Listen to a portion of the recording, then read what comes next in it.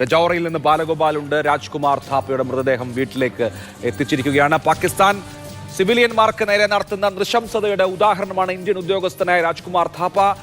രജൌറിയിൽ അദ്ദേഹത്തിന്റെ വസതിയിലേക്ക് ഇപ്പോൾ മൃതദേഹം എത്തിച്ചിരിക്കുന്നു. രജൌറി മേഖലയിലെ ഏറ്റവും ജനപ്രിയനായ ഉദ്യോഗസ്ഥനാണ്. ഇന്ന് രാവിലെ ഹൃദയം തകർന്നാണ് മുഖ്യമന്ത്രി ഒമർ അബ്ദുള്ള ഥാപ്പയുടെ മരണത്തെക്കുറിച്ച് ട്വീറ്റ് ചെയ്തത്. ഇപ്പോൾ രജൌറിയിൽ നിന്ന് ബാലഗോപാൽ ഗ്രൗണ്ട് സീറോയിൽ നിന്ന് ചേരുകയാണ്. ബാലു, എന്താണ് വിവരങ്ങൾ? രജൌരിയിൽ അദ്ദേഹത്തിന്റെ വസതിയിലേക്കല്ല ഈ ഭൗതിക ശരീരം ഇപ്പോൾ കൊണ്ടുപോയിരിക്കുന്നത്. വീരമൃത്യു വരിച്ച രാജ്കുമാർ ഥാപ്പയുടെ ഭൗതിക ശരീരം ആദ്യം അദ്ദേഹം ജോലി ചെയ്തിരുന്ന സ്ഥലത്തേക്ക് ആണ് കൊണ്ടുപോയിരിക്കുന്നത്. അവിടെ ആണ് ഈ അവസാനം ഒരു നോക്ക് കാണുന്നതിനായി ഈ അടുത്ത സുഹൃത്തുക്കൾക്കും അതുപോലെ തന്നെ സഹപ്രവർത്തകർക്കും ഒക്കെയുള്ള സൗകര്യം ഒരുക്കിയിരിക്കുന്നത്. കാരണം വീട് ഇപ്പോൾ കംപ്ലീറ്റ് ആയിട്ട് പോലീസിന്റെ ഈ സീലിംഗിലാണ്. അദ്ദേഹത്തിന്റെ ഔദ്യോഗിക വസതി ഉള്ളിലേക്ക് ആരെയും പ്രവേശിക്കുന്നില്ല. അതുകൊണ്ടാണ് ഇത് അദ്ദേഹത്തിന്റെ ഭൗതിക ശരീരം ഇപ്പോൾ അദ്ദേഹം ജോലി ചെയ്തിരുന്ന സ്ഥലത്തേക്ക് കൊണ്ടുപോകുന്നത് എന്നാണ് അറിയിക്കുന്ന വിവരം, എന്നാണ് ലഭിക്കുന്ന വിവരം. അഭിലാഷ്, നമ്മളിപ്പോൾ ഈ രജൌരിയുടെ വിവിധ ഭാഗങ്ങളിലൂടെ ഇങ്ങനെ സഞ്ചരിക്കുമ്പോൾ ഇന്നലത്തെ ഈ ഷെല്ലിങ്ങിന്റെ വ്യത്യസ്തമായ പല ആഘാതങ്ങളും നമ്മൾ കണ്ടുകൊണ്ടിരിക്കുകയാണ്. ഇപ്പോൾ രജൌരിയിലെ തന്നെ ഏറ്റവും തിരക്കേറിയ ഈ നഗരത്തിലെ തന്നെ ഒരു ഷോപ്പിംഗ് സെന്ററിന് സമീപത്തെ കാഴ്ചകളാണ് നമ്മൾ പ്രേക്ഷകർക്ക് ഇപ്പോൾ കാണിച്ചു കൊടുക്കുന്നത്. ഇവിടെ ഒരു കട പൂർണ്ണമായും തകർന്നിരിക്കുകയാണ്. ഇന്നലെ ഈ ഷെല്ലിങ്ങിൽ ഈ ഷെല്ല് വന്ന് പതിച്ച കടയാണ് ഇത് പൂർണ്ണമായി തന്നെ തകർന്നിരിക്കുകയാണ്. ഈ കടയുടെ നേരത്തെ ഇതിന്റെ ഈ ഷട്ടർ, ഈ താഴ്ഭാഗത്തുള്ള ഷട്ടർ തുറന്നിരുന്നു. അപ്പോൾ അകത്ത് എന്തുമാത്രം ഈ നാശനഷ്ടങ്ങൾ ഉണ്ടായി എന്നതിനെ സംബന്ധിച്ച് നമുക്ക് മനസ്സിലാകുമായിരുന്നു. ഇതിന് തൊട്ടടുത്ത് ഉള്ള ചില ഈ കടകൾക്കുമൊക്കെ ഇതിന്റെ നാശനഷ്ടങ്ങൾ ഉണ്ടായിട്ടുണ്ട്. ഇവിടെയുള്ള SBIയുടെ ATM, ജമ്മു കാശ്മീരിൽ 2 ബാങ്കുകളുടെ ATM ആണുള്ളത്. ഒന്ന് JNK ബാങ്കിന്റെ ATM-ഉം അതുപോലെ തന്നെ SBI ബാങ്കിന്റെ ATM-ഉമാണ് ഉള്ളത്. അതിലൊന്നാണ് ഇപ്പോൾ തകർക്കപ്പെട്ടിരിക്കുന്നത്. ഈ സ്ഥലം എന്ന് പറയുന്നത്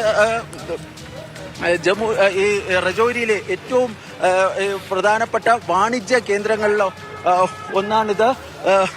ഈ വാണിജ്യ കേന്ദ്രങ്ങൾ അതുപോലെ തന്നെ ജനവാസ കേന്ദ്രങ്ങൾ എന്നിവയൊക്കെ ലക്ഷ്യമിട്ടുകൊണ്ടാണ് പാകിസ്ഥാന്റെ ഈ ആക്രമണം നടന്നതെന്നതാണ് ഏറ്റവും പ്രധാനപ്പെട്ട കാര്യം. ഈ ആക്രമണങ്ങളെല്ലാം നടന്നത് രാവിലെ 5-നും 6:30-ക്കും ഇടയ്ക്കുള്ള സമയത്തായിരുന്നു ഈ ആക്രമണങ്ങൾ നടന്നതെന്നാണ് ഈ നാട്ടുകാരൊക്കെ പറയുന്നത്. തുടർച്ചയായി ഈ രജൌരിയിലെ ജനവാസ കേന്ദ്രങ്ങളിലേക്കും അതുപോലെ തന്നെ വാണിജ്യ കേന്ദ്രങ്ങളിലേക്കുമൊക്കെ ഈ ഷെല്ലിംഗ് പാകിസ്ഥാൻ നിരന്തരം നടത്തുന്ന ഒരു കാഴ്ചയാണ് നമുക്ക് കാണാൻ വേണ്ടി കഴിഞ്ഞിരുന്നത്. പക്ഷേ ഇത് മാത്രമല്ല, ഇന്നലെ രാത്രി മുതൽ ഈ ഷെല്ലിംഗ് ആരംഭിച്ചിട്ടുണ്ട്.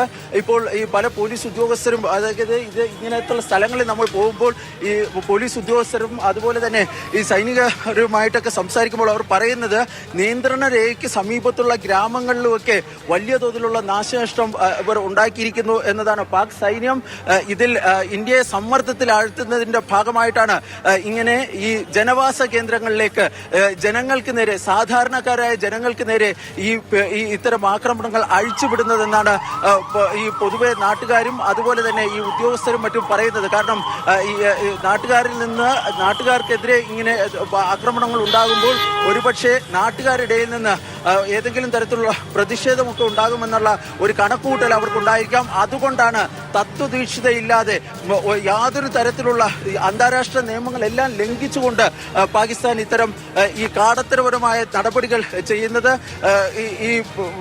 ഇത്തരം കാഴ്ചകൾ ഈ ഒറ്റപ്പെട്ടതല്ല. രജൌരിയിലെ ഏത് ഭാഗത്ത് നമ്മളിപ്പോൾ പോയാലും, ഏത് പ്രധാനപ്പെട്ട സ്ഥലങ്ങളിൽ പോയാലും ഇതുപോലെ ഈ സ്ഫോടനങ്ങളിൽ തകർന്ന നിരവധി കെട്ടിടങ്ങളും അതുപോലെ തന്നെ കടകമ്പോളങ്ങളും ഒക്കെ നമുക്ക് കാണാൻ വേണ്ടി കഴിയുന്നതാണ്.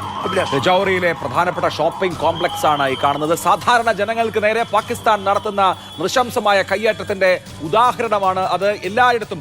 ഇത് രജൌറിയിലെ ദൃശ്യമാണെങ്കിൽ ഉറിയിൽ ഇതിനേക്കാൾ ഭീകരമാണ് അവസ്ഥ. ഉറി, രജൌറി, പൂഞ്ച് അടക്കമുള്ള ഇന്ത്യൻ ജനവാസ മേഖലകളിലേക്ക് പാകിസ്ഥാൻ വലിയ ആക്രമണം നടത്തി. ആ ആക്രമണത്തിന്റെ ഇരയാണ് ഇപ്പോൾ സ്ക്രീനിൽ കാണുന്ന രാജ്കുമാർ ഥാപ്പ എന്ന ഉദ്യോഗസ്ഥൻ. പാകിസ്ഥാൻ സാധാരണ ജനങ്ങളെയാണ് ലക്ഷ്യമിടുന്നത്, സിവിലിയന്മാരെയാണ്. ഇന്ത്യൻ സിവിലിയന്മാരെ ലക്ഷ്യമിട്ട് ജമ്മു കാശ്മീർ കാശ്മീരിലെ അതിർത്തി ഗ്രാമങ്ങളിൽ പാകിസ്ഥാന്റെ ഭാഗത്ത് നിന്ന് കനത്ത ആക്രമണം നടക്കുന്നു. ഒപ്പം പഞ്ചാബിൽ നിന്ന് നടന്ന പ്രധാനപ്പെട്ട ചില ആക്രമണങ്ങളുടെ വിവരങ്ങൾ കൂടി വരുന്നുണ്ട്. 5 മണിക്കാണ് ഇപ്പോൾ അമൃത്സറിൽ നിന്നുള്ള നിരവധി ദൃശ്യങ്ങൾ വന്നുകൊണ്ടിരിക്കുകയാണ്. അമൃത്സറിലെ വാട്ല ഗ്രാമത്തിൽ പാകിസ്ഥാൻ നടത്തിയ ഡ്രോൺ ആക്രമണത്തിൽ തീപിടുത്തം ഉണ്ടായിരിക്കുന്നു എന്ന് മാത്രമല്ല സിഖ് ആരാധന കേന്ദ്രമായ ശ്രീ അമൃത്സർ സാഹിബിന് മുകളിൽ 50-ലധികം പാകിസ്ഥാനി ഡ്രോണുകളാണ് പ്രത്യക്ഷപ്പെട്ടത്.